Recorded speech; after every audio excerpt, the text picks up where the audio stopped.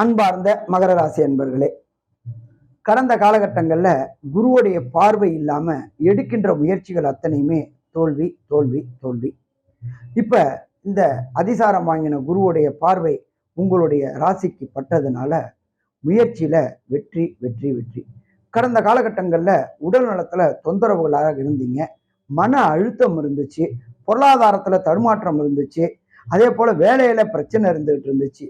அது எல்லாமே இந்த ஐப்பசி மாதம் சால்வ் ஆகக்கூடிய வாய்ப்புகள் உண்டு. 2ஆம் இடத்துல சனியும் ராகுவும் இருக்கிறதுனால சனிக்கும் ராகுக்கும் குருவுடைய பார்வை கடந்த காலகட்டங்களில் இருந்துச்சு. இப்போ அந்த குருவுடைய பார்வை இல்லாததுனால திருமணத்துல கணவன் மனைவிக்குள்ளார சின்ன சின்ன கருத்து வேறுபாடுகள் ஏற்படக்கூடிய வாய்ப்புகள் உண்டு. இருந்தாலும் அது சால்வ் ஆகிப்படுமா? சால்வ் ஆகிப்படும். நீண்ட நாட்களாக திருமணத்திற்கு முயற்சி செய்திருக்கிற இந்த மகர ராசி என்பவர்களுக்கு திருமண முயற்சி கைகூடக்கூடிய வாய்ப்புகள் உண்டா? வாய்ப்புகள் உண்டு. சந்தான பாக்கியம் என்கின்ற வம்சம் விருத்திக்கு முயற்சி பண்ணக்கூடிய மகர ராசி என்பவர்களுக்கு இந்த ஐப்பசி மாதம் சந்தான பாக்கியம் என்கின்ற வம்சம் விருத்தி கிடைக்கக்கூடிய வாய்ப்புகளும் உண்டா? வாய்ப்புகளும் உண்டு.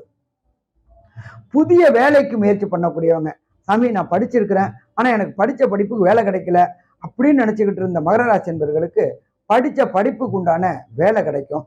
அதே போல கடந்த காலகட்டங்களில் வேலையில பணியில கான்ட்ராக்ட்ல இருந்துட்டு இருந்தவங்களுக்கு பணி பதவி உயர்வு மற்றும் பண வரவு கிடைக்கும்.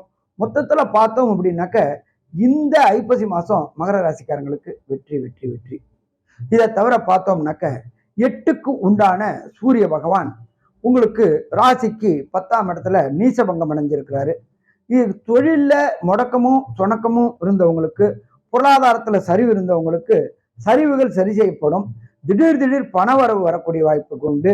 லாட்ரி, ரேஸு, ஸ்பெகுலேஷன் மற்றும் ட்ரேடிங் பண்ணக்கூடிய அத்தனை மகர ராசி என்பவர்களுக்கும் ட்ரேடிங்ல பணம் கொட்டக்கூடிய வாய்ப்புகள் உண்டு.